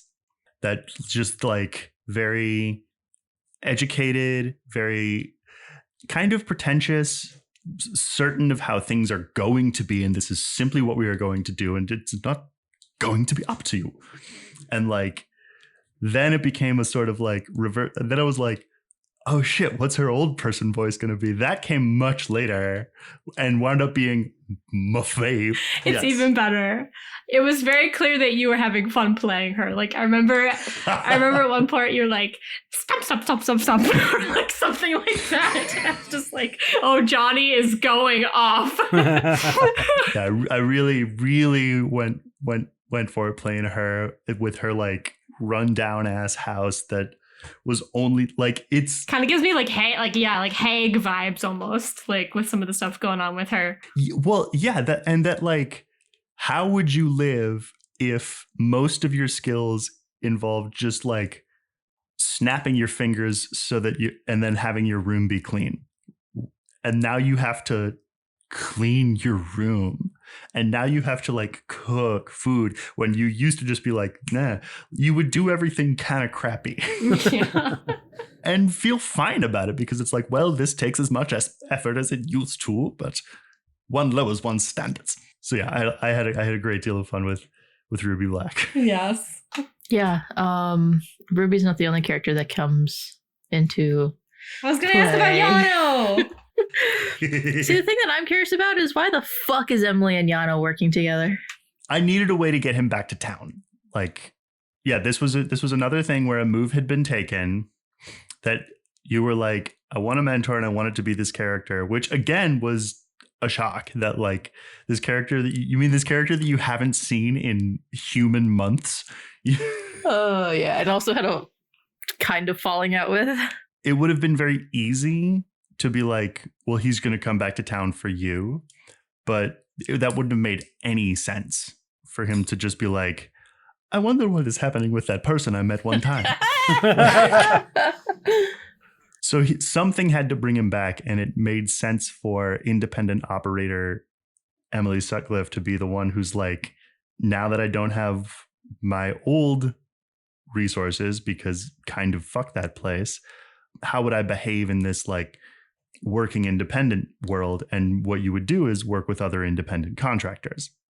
So that's what she did. She was a way that made sense to be a sort of eyebrow raise, but also made sense as a like, that's what would bring someone who hunts monsters in Duluth down to the Twin Cities, being hired by another independent operator. Nice job. Plus, I knew you all liked her voice, and I wanted to give that to you. Yeah. Love to love and love to hate her. We might want to cut this out, but I just can't remember. Does Emily ever come back? I don't think so. Do you want to reveal what actually happened with her? Because she has these weird powers now. Well, if she never comes back, then yes, I do. Which is that when you killed Mr. Green, she became Mr. Green. Mm-hmm. Which is why she was like, he had to set things right or whatever, because she's all about order now. Here to be the god of order, the guardian of order, in exactly the same way that it was eventually revealed that Tiff had killed the Queen Concealed and become the Queen Concealed. The same thing happened where there was a vacuum of power in that realm, and she just moved in and became him. And she was all set. She was probably the closest thing nearby. Yep. Okay, I've got a question for John and Miah. Theo and Mark are princes to warring kings. Ro recently suggested that Mark give her Theo's dead eye. Mm-hmm. What does Mark make of this request? Does he have concerns about Theo being the Star King's prince? And vice versa for Theo. Do you guys think that might be a problem down the line? Has that even occurred to like your guys' characters? I mean, it might be a red flag in a relationship. Just kidding. I mean, potentially, but I also feel like times are changing so rapidly with that. Like that, you know, maybe we might get to a position where the kingdoms are working together or something like that. So, yeah, I mean, I think she gave me an option, and I saw that as just kind of like, if you really don't want to do this, like do this instead. And so I felt like she was maybe looking out for me in that instance. And so that's why I went the other way. Are you concerned that things might come? Do you think Mark is concerned that things might come to a head in the future between the two kingdoms? Or do you think that he's remaining hopeful? Yeah, like what does Mark make of Theo being the Prince of the Stars? Very confusing because Mark is still trying to figure out what it means for him. But I don't know, like I knew Theo, I knew myself. And so, you know, I don't know. It didn't really register as anything alarming. I guess in retrospect, like, I guess I should have been, but No, I mean, I think that's true to character for Mark, honestly, to like, as we've been continually revisiting here, that like Mark makes up his mind about a person or course of action and is just like, okay, I'm going to do this. And in the same way that he was like, Rex Crook, that's somebody to get killed, even if we find out that he has a life or whatever. And like Theo, that's someone to keep safe and hang out with, even if you find out that she's maybe working for, you know, a super mysterious future god. what about for Theo? Theo trusts Mark and believes that he will do the right thing, but Theo doesn't trust the Sky King. And I think vice versa. I think it was the same thing for me. I didn't trust the Star King or whatever. Ro, on the other hand, actually came to talk to us in a nice way. That's true. Ro is definitely more present. Cards on the table. Yeah, whereas the Star King is a bit more distant. Ro seemed interested in making a connection, whereas Star King's like, be gone. Yeah, I don't know why, but I feel like Theo just doesn't trust that in the Sky King for some weird reason. Does it trust? Just the cards on the table, like it's not done like that usually. You would think maybe she's got ulterior motives type of thing. Yeah, like Yeah. You're not used to people being upfront. yeah, being honest. Yeah. No, that tracks. As far as like the kingdoms warring, I don't know. I guess part of me was like thinking like, well, these friends of mine are great. It's not going to happen. We can stop it. I don't know. I don't think Theo was thinking about like there's going to be They're a not war. going to really fight. Yeah. No, Mark just had in his back pocket, he was going to boil in the green with all the kingdoms, and they're all just going to have a grand old time. Honestly, A giant hot box. Kill him with kindness and weed. Speaking of Mark decisions, though, Jonny, who the fuck was the woman that was asking for help in like when we were going through like the kelp forest and like, please help me, like, are you out there? Somebody, like, yeah. Would you leave me to die? And Mark wanted to save them. Like Mark was just like, we're in the business of saving people. Like, when did that change? And Kira and Theo were like, no, like it's probably a trap. So I also want to know like, was it a trap? Was it a trap? And also, John, what was going through your head? That's exactly what was in my head. I was like, let's go save this person. That was my initial reaction. Someone's in need, but then you talked him out of it. Yeah, Mark was a little pouty. There was a lot of signs pointing to that it could have been a trap, and that never stopped Mark before. No, but I think we talked you out of it mostly because we were there for a different reason. We were there to save somebody else. And that person wasn't Gad. And Kira made kind of a leadership call. Yeah. There. Well, fine. And just like, we need to be in this together. Yeah. Yeah. I think after you were just like, fine, like Theo and myself thought that we lost your trust, which made me sad. Well, then I have wonderful news because it was a trap. I knew it. Good. In my ongoing quest to make things be thematically relevant, it was an anglerfish. It was one of the things that were in there, imitating what it thought would lure you in. Was that something Tower created, or just that was in the sea? Just one of the monsters that were there. Yeah, because it wasn't alive. We knew that. I mean, it was the Dead Sea, but like Mark, I think, had even tried using his like telepathy, and he couldn't use telepathy on it.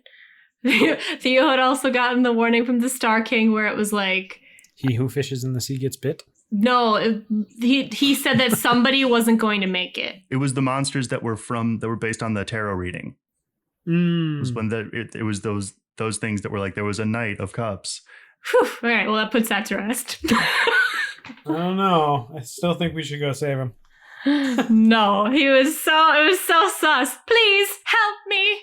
Yes. I'm here. Would you leave me to die? But what? Okay. So from this angle, what if I would have killed the fish and brought us all back food? It wasn't a fish. It wasn't Mark. a fish. It was a man with 4 cups in front of him. Yeah, so he was for Mark then, right? Because a man leaning against a dead coral outcropping with 4 cups in front of him, and it would have been some kind of trap. Yeah, because that was the one that Mark would be vulnerable to. Yeah. I'm glad we pulled you away then. Okay, I have another question for John. Mark made some pretty big strides with getting into Ro's good graces in this arc because he gave her the Witchwood, which was a big boost in her power, basically. Do you think that Mark is beginning to accept his prince status? What does he make of Ro and kind of his position with her?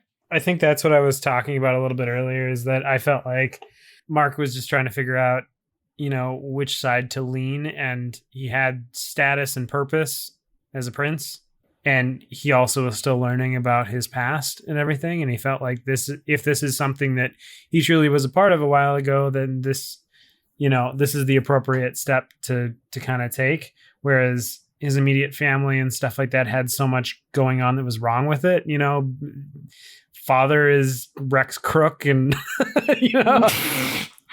Dating your mom. Yeah, well, dating. Yeah. And just kind of the craziness. Whereas this is the first foundational thing that like organized. Definitely felt like you were kind of more embracing it and moving towards it.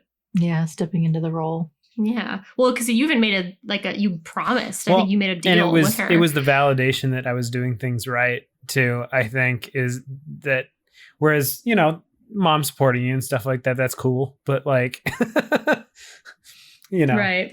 I don't know. That's kind of where that was coming from. And I think I leaned into it a little bit harder as we kind of went more down that path. So. Well, my question honestly became like, oh, Oscar Henriksen, maybe this is the meanest thing I've ever done. I was going to say we should talk about Oscar probably. Yeah. I don't know what we want to say about him, but he's an ass.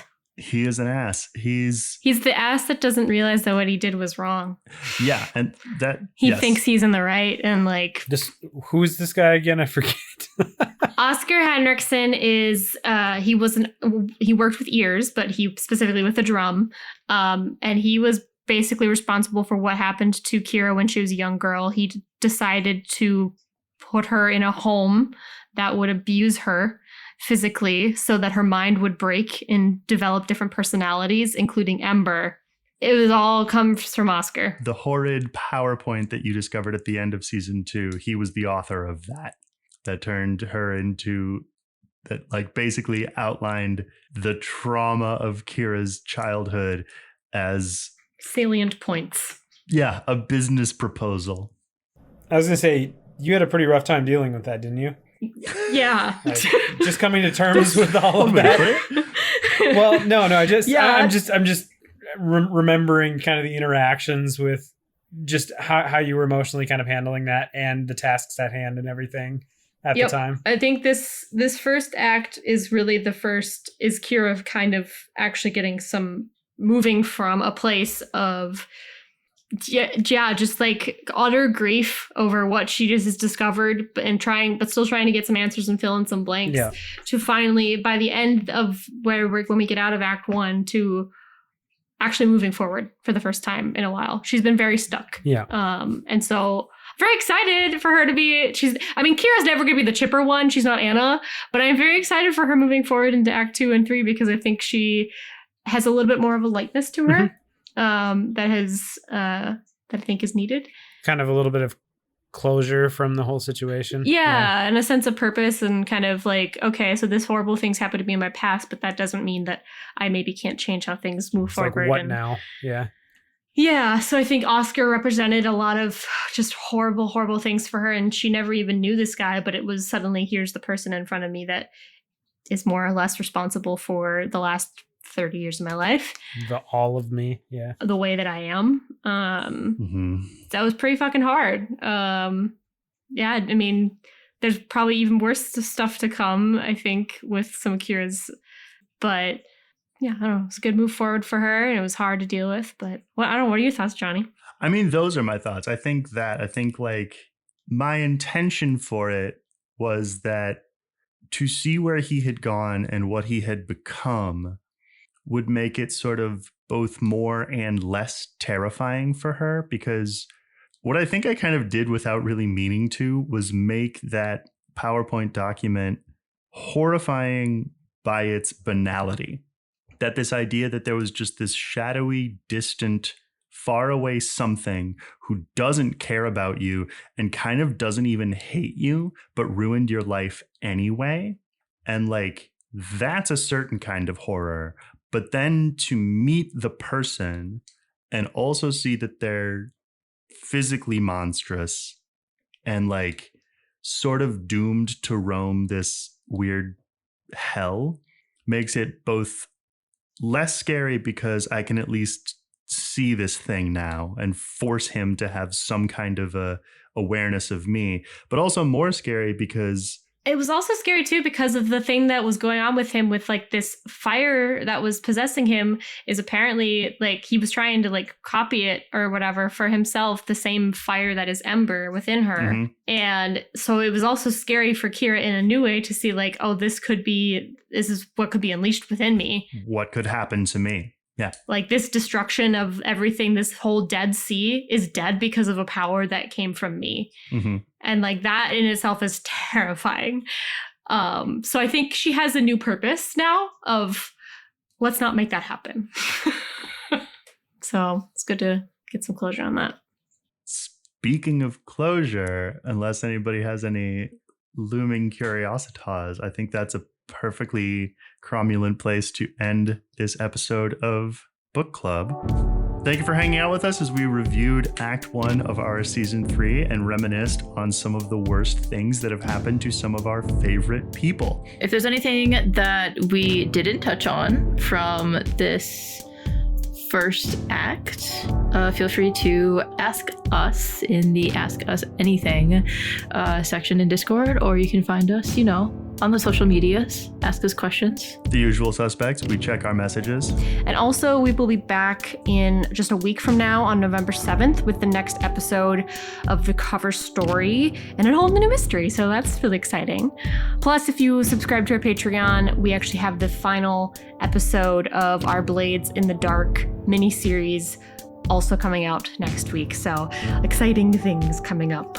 Please continue to talk to us. We would love to continue to talk to you. And thank you, as always, for listening. This has been The Monsters Playbook, featuring John Wander as Mark Clayton.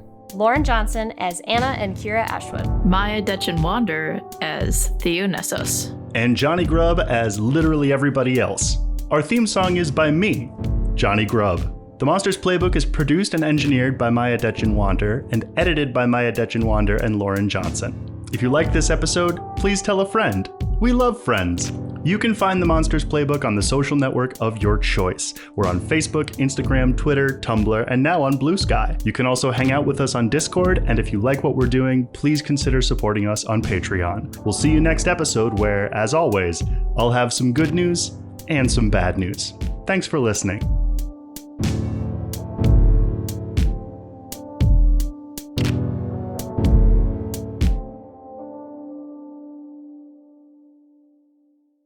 We'll be talking at each other. And with each other. Oh, yeah. And apparently making 80s references. Thank you, John. Was it an 80s reference or was it Kool-Aid Man? Well, what did he say? Yeah, what did I say? I didn't even catch what I said. I heard you go, oh, What happened? yeah. Oh, it's just the Kool-Aid Man. Bow, bow. There we go. Yeah. The generations of our Day bow bow. No, I know. I never feel older than when I make a reference you all should I do get. know. Is it the do one know- that's just like, oh yeah, yeah? Oh, yeah. Yes, it's the Day bow, one from bow. Ferris Bueller's Yeah, Day yeah. Off, and also that episode of Always Sunny in Philadelphia. Yeah. Yeah. But first, it's Oh, Kool-Aid I know Man. what you're referencing now. God dang it. It took me a second. I was like... We are off to a great start.